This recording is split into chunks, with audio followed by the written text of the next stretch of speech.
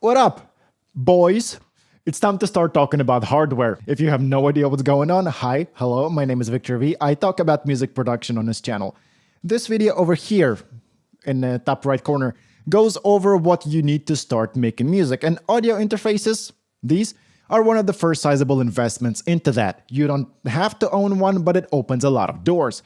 So I'm going to talk about what audio interfaces are, what we need them for, what all these different holes mean, and we're going to discuss what to consider when shopping for one of these. So, pay attention. Okay then, where do we start? Let's define an audio interface. First, I cannot show you my current one in real time, but I can show you my last one. It's this bad boy. So an audio interface is this metal box that plugs via USB, usually, into your computer and acts as a hub between your computer and external equipment that you plug into it. It converts analog signals sent by your equipment into digital ones your computer can understand. You surely have seen one of those big racks of studio equipment in pro studios with more cables sticking out of them that you know what to do with. And there's a time and place for those.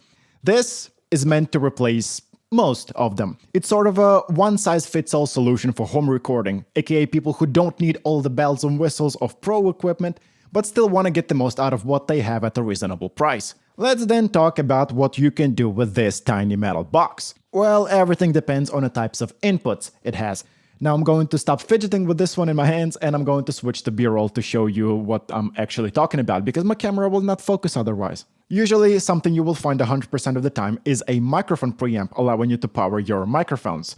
This is a female XLR connector on the interface, and this is a male XLR connector on the cable, and they fit together to power your microphone. Voila! However, some microphones will require some extra power to run. This is the case, for example, with condenser microphones.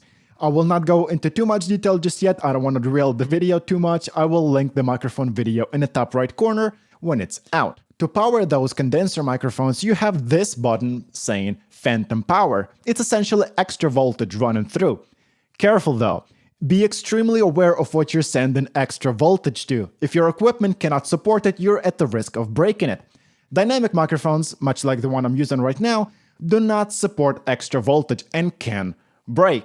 This one will probably not break because it's built like a tank, but they can. And the same goes for instruments you plug in, such as guitars and stuff.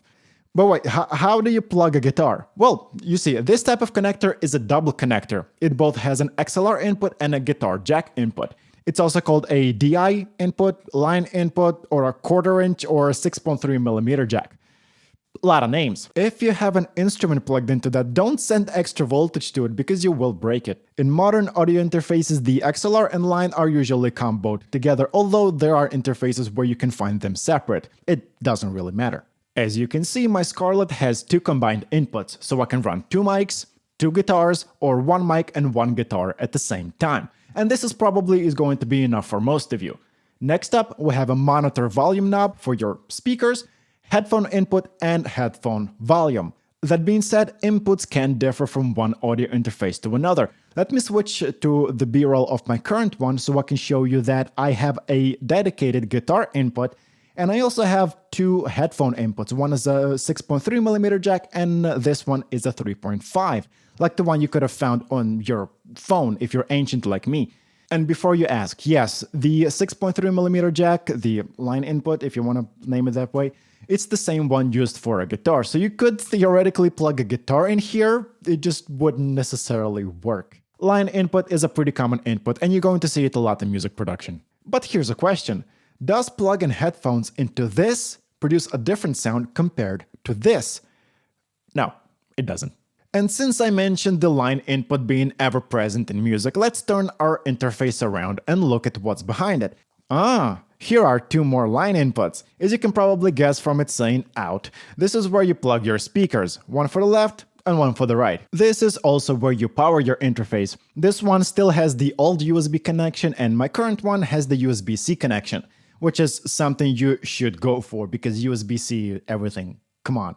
My Audient also has the phantom power switch on the back instead of in the front. And just like that, we got the most important part out of the way.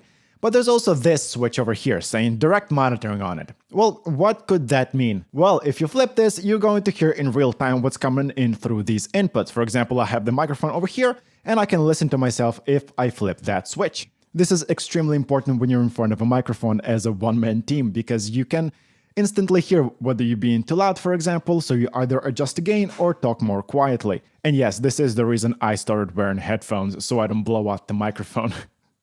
I can be pretty loud. Also, this direct monitor switch can also be a button, can be a knob, like my current interface for example, but in one way or another, it's always going to be there. And if it's not, you usually can do that in software anyways. After that, depending on the manufacturer and the model, there can be more extra buttons on it. I have a mute button and an assignable button. I think it's an assignable button on my Audient, neither of which I ever use, but as I said, that'll depend on the manufacturer and it's usually nothing to write home about. So the very first thing to do whenever shopping for an audio interface is to ask yourself, what do I need this for? And making music is not an answer. Well, one, what are you plugging into it? When I was shopping for mine, I said to myself that I need a way to record my microphone and my guitar simultaneously. So I plug my microphone here, my guitar here, and we're golden. Most interfaces will allow you to plug in a mic and an instrument of some sort. My Audient, even though it only has one XLR port that has a line input inside of it, but it also has a jack input in the front, so I can still record both my voice and a guitar at the same time.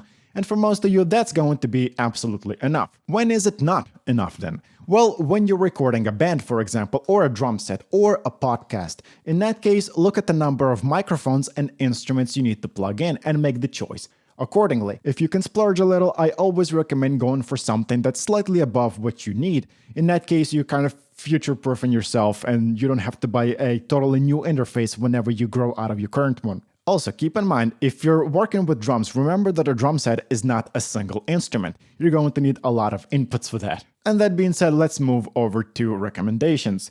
Now, Focusrite Scarlett 2i2 is probably the most commonly found interface in home studios.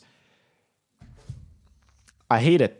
Not because it's necessarily bad, but because two of those models have failed on me. Granted, they were Mark II, we have Mark III now, and from what I've heard, it's much better in terms of reliability.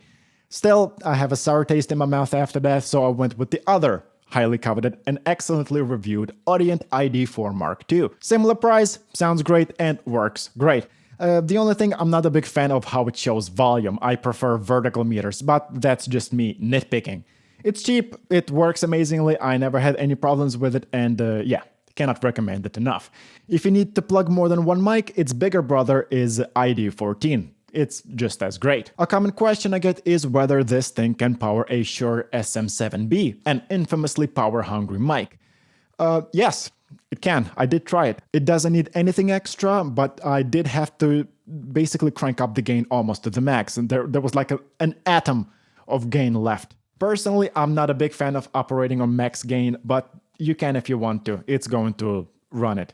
I was about to recommend the Apollo Twin here, another fantastic interface, but its usefulness will depend on the plugins you use, and considering its hefty price, I'd rather just avoid it as a recommendation unless you absolutely know what you're doing. But something that's more expensive that I will recommend is Focusrite 18i20. It's around $450 if I remember correctly. Nope, don't run, let me explain myself. This one is for those of you who want all those inputs. You want to start a studio, or you need to record drums or the entire band at the same time. This baby is a tank. A very small percentage of you will ever need this much, but if you do, this is the easiest recommendation I can give. Yeah, this thing punches way above its price. And that's it for audio interfaces. Talking about equipment is not my favorite topic, but you gotta do what you gotta do when you're building a course for beginners.